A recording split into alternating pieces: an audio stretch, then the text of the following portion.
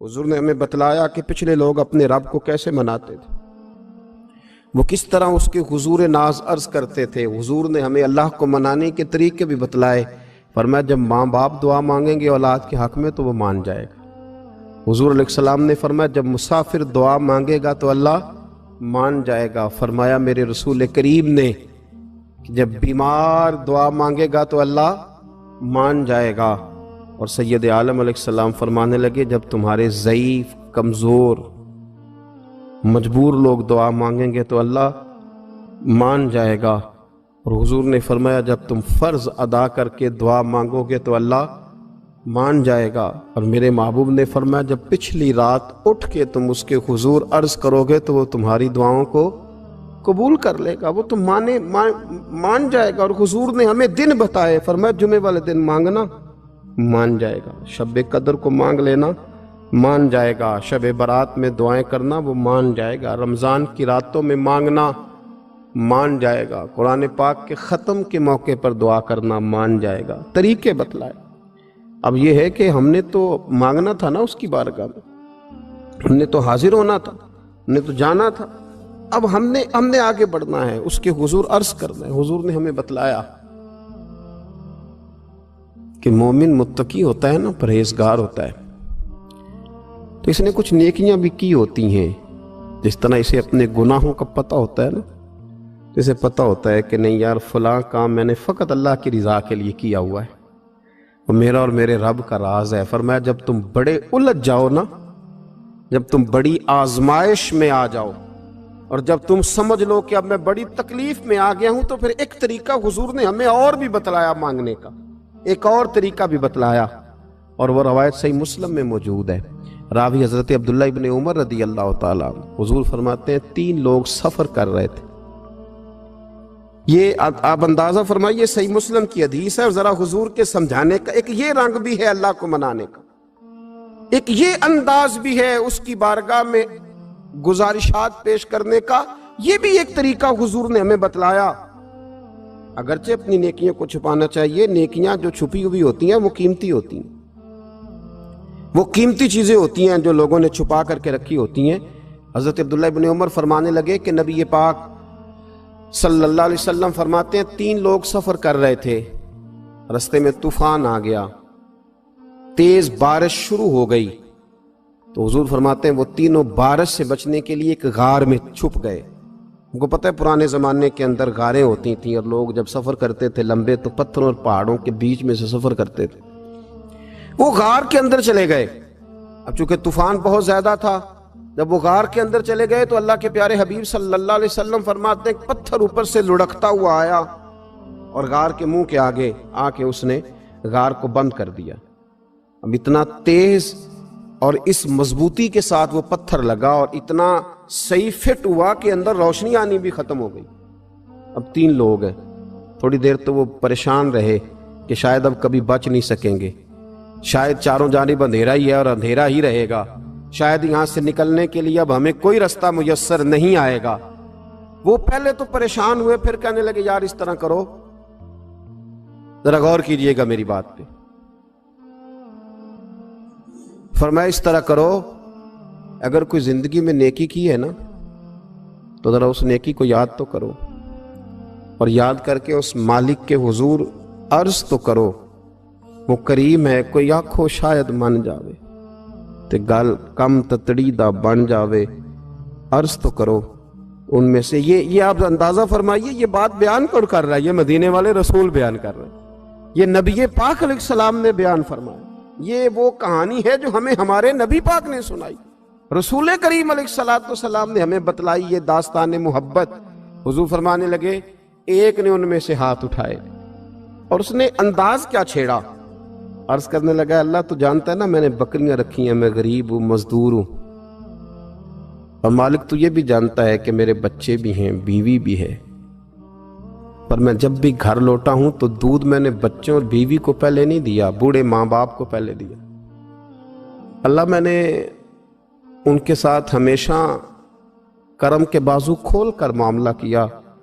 वो गार में तन्हा बैठे हैं और अपने मालिक को मना रहे हैं। عرض کرتے ہیں اللہ تجھے یاد ہے نا ایک رات جب میں بڑی دیر سے لوٹا تھا، لکڑیاں کاٹتے درخت تلاش کرتے مجھے دیر ہو گئی، میں دیر سے لوٹا تھا، نیت یہ کر رکھی تھی کہ دودھ سب سے پہلے ماں باپ کو پلاؤں گا، مالک جب میں لوٹا تو وہ بوڑھے تھک ہار کے سو گئے تھے، میری بیوی نے مجھے کہا کہ بچوں کو پلا دو، وہ سو گئے، تو میں نے کہا نہیں میرے ذمے ہے ان بوڑھوں کے دل کو ٹھنڈا کرنا، ان سے پیار کرنا۔ اللہ بیوی مانگتی رہی، بچے طلب کرتے رہے، میری ٹانگوں میں گھومتے رہے، بار بار آتے رہے، اور میں نے دودھ نہیں پلایا۔ اے مالک فجر ہو گئی، آفتاب طلوع ہونے کا وقت آ گیا، پر میں نے ماں باپ کے بیدار ہونے کا انتظار کیا۔ اے اللہ وہ جب اٹھے تو ان کی آنکھوں میں جو میرے لیے دعا تھی اور ان کے سینوں میں جو میرے لیے کرم تھا، اگر تیری بارگاہ میں وہ نیکی قبول ہے تو مالک پھر رحم فرما، نہ اس مشکل سے آسانی عطا فرما۔ سنو سنو، رسول کریم صلی اللہ علیہ وسلم فرماتے ہیں کہ اس بندے کی دعا مکمل ہوئی تو پتھر تھوڑا سا سرک گیا، اور اتنا سرکا کہ آسمان نظر آنے لگا۔ جس نے ماں باپ کو منایا ہے، ان سے پیار کیا ہے، پھر یہی بات وسیلہ بن جائے گی رب کے ماننے کا، پھر یہ وسیلہ بنے گی، اللہ اس سے مان جائے گا۔ پھر رسول کریم صلی اللہ علیہ وسلم فرمانے لگے، دوسرا بولا اور عرض کرنے لگا کہ اے اللہ تو جانتا ہے مجھے اپنے چچا کی بیٹی بھانے لگی تھی، میں اس کی طرف رغبت کرنے لگا تھا، اور میں نے جب اس سے جا کے ارادہ کیا کہ میں تیرا طالب ہوں، تو اس نے مجھے کہا کہ پہلے 100 دینار لاؤ۔ بانا تو اللہ میں نے مشقت کر کے 100 دینار جمع کیے، اور جب میں پوری طرح اس پر حاوی ہو گیا، وہ میرے قبضے میں آ گئی اور گناہ کا میں نے ارادہ کر لیا، تو اس عورت کے منہ سے ایک جملہ نکلا کہ اللہ سے ڈر۔ اے مالک وہ میرے قبضے میں تھی، اے اللہ میں گناہ پر قادر تھا، میں چاہتا تو گناہ کر لیتا، لیکن جب اس نے تیرا نام لے کے کہا نا کہ اللہ سے ڈر، اللہ میں ڈر گیا، میں اسے چھوڑ کے آ گیا۔ اگر تجھے یہ بات پسند ہے تو پھر نکال دینا اس مشکل سے، پھر کر دینا کرم۔ اللہ میری بھی تو چڑھتی جوانی تھی نا، میں بھی تو سب کچھ کر سکتا تھا، پر تیرے لیے، تیری خاطر میں لذت گناہ سے باز رہا، تو اللہ تو رحمت فرما دے۔ حضور فرماتے ہیں اس کی دعا مکمل ہوئی تھی کہ پتھر تھوڑا اور سرک گیا۔ پھر تیسرا بولا اور اس نے بول کے کہا، اے اللہ ایک مزدور کو، ایک دیہڑی دار کو، ایک غریب کو میں نے کام پہ رکھا ہوا تھا، یہ تیرا اور میرا راز ہے اللہ۔ وہ مزدور، وہ دیہڑی دار میرے پاس کام پہ لگا تھا، کچھ چاول میں نے اس کی اجرت مقرر کر دی کہ تو کام مکمل کرے گا تو میں تجھے دوں گا، اور جب اجرت لینے کا وقت آیا تو وہ بگڑ کر ناراض ہو کر چلا گیا، میں اسے ڈھونڈتا رہا، وہ مجھے ملا نہیں، میں نے اس کے چاولوں کی قیمت کاروبار میں انویسٹ کر دی، اس کا تھوڑا سا سرمایہ پر میں نے کھایا نہیں، پھر وہ اس سے میں کاروبار کرتا رہا، اور اتنا کاروبار کیا کہ بہت ساری گائیں اور ان کے چرواہے تیار ہو گئے، وہ سالوں کے بعد لوٹا، میں نے اس غریب کا مال کھایا نہیں بلکہ بڑھایا، محفوظ کر کے رکھا، وہ سالوں کے بعد لوٹا اور کہنے لگا میرا مال، تو میں نے کہا وہ ساری گائیں تیری ہیں، وہ چرواہا تیرا ہے، یہ سارا کچھ تیرا ہے۔ تو کہنے لگا تو مجھ سے مذاق کرتا ہے، میں غریب کہاں اور گاؤں اتنی بڑی گائیں کہاں، تو مذاق کرتا ہے؟ تو میں نے کہا مذاق نہیں، میں نے اپنے رب سے ڈر کے تیرے مال کی حفاظت کی، یہ تیرا ہے۔ اے اللہ میں کھا بھی تو سکتا تھا نا، پر تجھ سے ڈر کر میں نے وہ سارا محفوظ رکھا۔ اللہ اگر تجھے میری یہ ادا پسند ہے تو پھر آج مان جانا، آج راضی ہو جا۔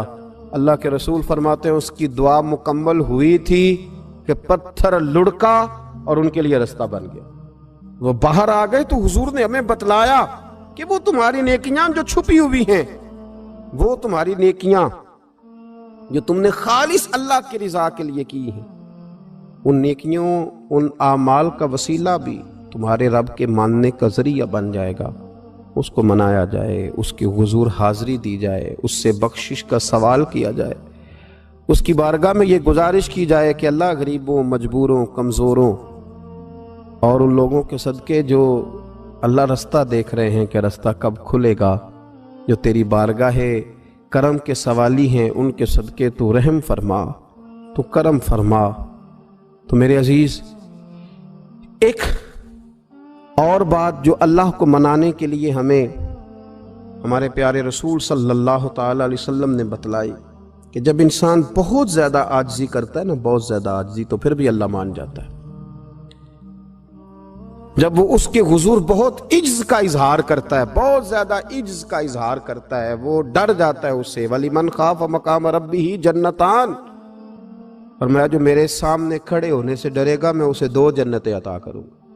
حضرت بابا فرید الدین مسعود گنج شکر بابا صاحب رحمۃ اللہ علیہ فرماتے ہیں کہ ایک نیک نوجوان تھا، دن کو روزہ رکھتا، رات کو نماز پڑھتا، پر اللہ سے ڈرتا پھر بھی بہت ہی زیادہ تھا، بڑا ہی ڈرتا تھا۔ موت کا وقت آیا تو ماں ہی تھی بس اس کی، تو ماں سے کہنے لگا اماں تو میری ماں ہے، میرے ساتھ 3 وعدے تو کر۔ اس نے کہا پتر تو بتا، آخری ہج کی لے رہا ہے اور اس غریبنی ماں سے تو وعدہ لے رہا ہے، بتا کیا وعدہ ہے؟ تو عرض کرنے لگا اماں جب میں مر جاؤں نا تو میرے گلے میں رسی ڈال کے تو مجھے گھمانا گھر کے صحن میں، اور لوگوں کو کہنا جو رب کی نافرمانی کرے اس کا یہی حال ہوتا ہے۔ یہ اعلان کرنا جو اللہ کے نافرمان ہوں ان کا یہی اشر کیا جانا چاہیے۔ اور اماں پھر دوسرا وعدہ کر، میرا رات کو جنازہ اٹھایا جائے، میں نہیں چاہتا کہ کسی کے منہ سے یہ لفظ نکل جائیں کہ وہ دیکھو اللہ کا نافرمان جا رہا ہے، رات کو میرا جنازہ اٹھانا۔ اور اماں تیسرا میرے ساتھ وعدہ کر کہ لوگ مجھے دفن کر کے آ جائیں گے تو میری قبر پہ چلی جائے گی، عمل میرے پاس کوئی نہیں، پر مجھے لگتا ہے ماں کے قدموں کی برکت سے عرش کا مالک بھی رحم فرمائے گا۔ اماں تو وعدہ کر کہ میرے ساتھ وعدہ کر۔ بابا صاحب رحمۃ اللہ علیہ فرمانے لگے کہ ماں، بوڑھی ماں نے وعدہ کر لیا، کہا بیٹے ٹھیک ہے، اگر تیری یہی ضد ہے تو میں تیار ہوں۔ پھر اس نے کلمہ شہادت پڑھا، اس نوجوان کی روح پرواز کر گئی، بوڑھی ماں نے رسی منگائی تو وَلِمَنْ خَافَ مَقَامَ رَبِّهِ جَنَّتَانِ، جو ڈر جائے، اس نے تو کہا تھا نا کہ رسی ڈال کے گھمانا اور کہنا یہ اللہ کا نافرمان ہے، اس کا یہی اشر ہونا چاہیے تھا۔ لیکن جب ماں گلے میں رسی ڈالنے لگی تو گھر کے ہر کونے سے آواز آنے لگی، خبردار یہ رب کا دوست ہے، اللہ کے دوستوں کے ساتھ اس طرح کا معاملہ نہ کیا جائے، اسے چھوڑ دیا جائے۔ اور کہا تمہیں کچھ بھی اور کرنے کی ضرورت نہیں ہے، یہ تو رب کا دوست ہے اور رب کی بارگاہ میں حاضر ہو گیا۔